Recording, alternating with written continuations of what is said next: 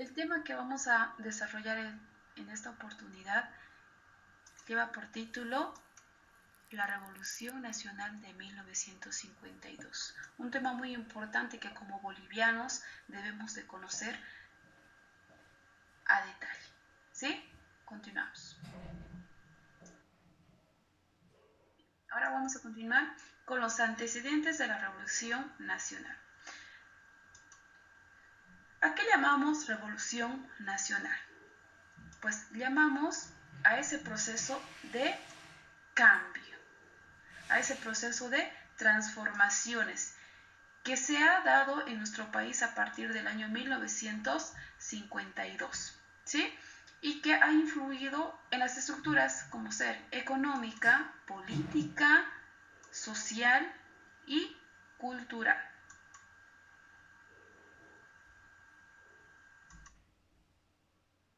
Bueno, ahora es importante señalar que en América Latina se han llevado tres grandes revoluciones en nuestro subcontinente, que han suscitado desde el año 1900 hasta el año 1960.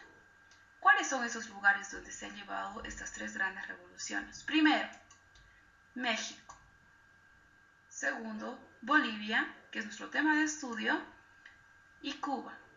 En México se llevó a cabo el año 1910, en Bolivia el año 1952 y en Cuba el año 1959.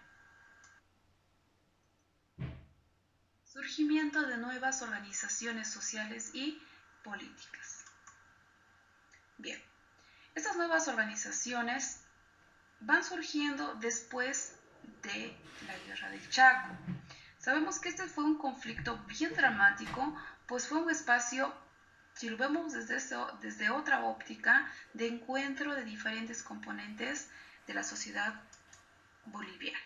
Repito, fue un espacio de encuentro de nuevos componentes de la sociedad boliviana. ¿A quiénes me refiero? A las culturas quechua, aymara, guaraníes y también podemos mencionar a los sectores urbanos. Estos son los que se destacan mucho más. Esta situación hace de que, la Guerra del Chaco, al ser un hecho tan dramático y permitió de alguna forma comprender más claramente que Bolivia era una diversidad cultural, étnica y social. Por lo tanto, este fue el punto de partida que quedó muy claro para los procesos de cambio que se vienen avecinando. ¿Sí? Conformación de nuevas organizaciones sociales. Tenemos uno que son los denominados sector de los campesinos. Estos a su vez se van conformando mediante sindicatos agrarios. Luego tenemos a otro sector minero que se van conformando de la siguiente manera, mediante Federación Sindical de Trabajadores Mineros de Bolivia. Y también otro sector vulnerado, que son las entidades sindicales urbanas femeninas, que a su vez se van conformando de la siguiente manera y de los siguientes rubros, como son Sindicato de Culinarias, Unión Femenina de Floristas, Federación Obrera Femenina, Sindicato Femenino de Oficios Varios, Sindicato de Recoveras, Sindicato de Viajeras al Altiplano. Estos son los grupos que se van organizando, son nuevas organizaciones sociales que se van manifestando en la historia de nuestro país y a lo largo de nuestra pequeña línea del tiempo que podemos mencionar de esta conformación de organizaciones sociales. También se llevan a cabo las conformaciones de las agrupaciones políticas. Dentro de ellas tenemos al Partido Obrero Revolucionario, con la sigla del POR, a la Falange Socialista Boliviana, con la sigla del FSB, al Partido de la Izquierda Revolucionaria, con su sigla PIR, y también al Movimiento Nacionalista Revolucionario, con su sigla MNR. También existen lo que son las denominadas logias o sociedades secretas, ¿ya? Estas eh, han sido resultado de la profunda herida que ha sufrido esta institución armada por efectos de la Guerra del Chaco. Entonces, estas logias se caracterizan por la lealtad interna de su propia organización, y dentro de estas también tenemos a lo que aquí podemos mencionar Radepa, y también otras logias militares como Mariscal de Santa Cruz, Eduardo Avaroa, Estrella de Hierro y Ayacucho. ¿Sí? Bien, continuamos. Surgimiento del socialismo militar. ¿A qué denominamos socialismo militar?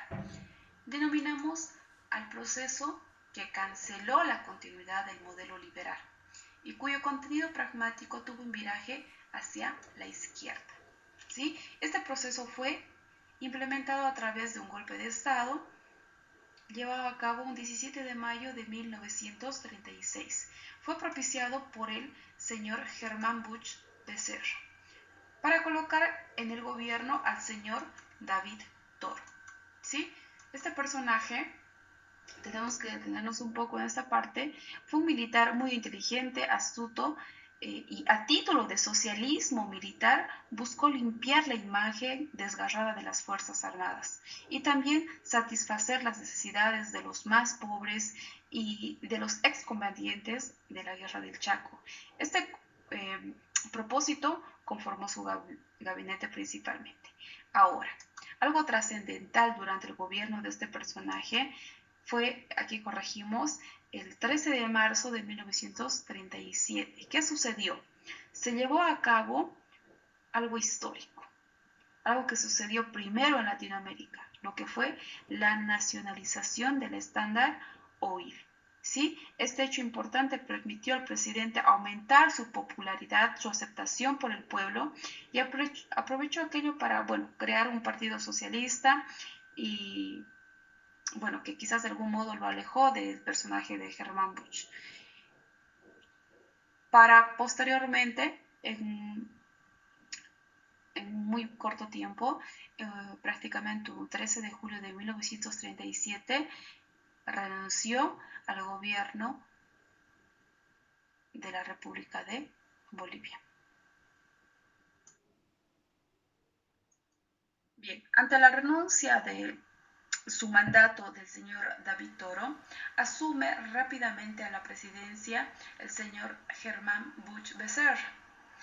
Aunque este personaje tenía una ideología no tan opuesta a la de David Toro, pero se comprometió para dar continuidad a tal oficio que estaba llevando a cabo David Toro. Por lo tanto, vamos a hacer un enunciado de las acciones más importantes que se destacaron durante el gobierno de Germán Busch.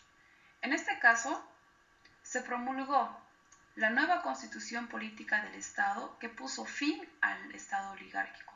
También se promulgó lo que fue el primer Código de Trabajo. También se emitió un decreto supremo indicando que el 100% de las divisas mineras debían ser entregadas al Estado. Otro logro importante fue que nacionalizó el Banco Central de Bolivia y el Banco Minero.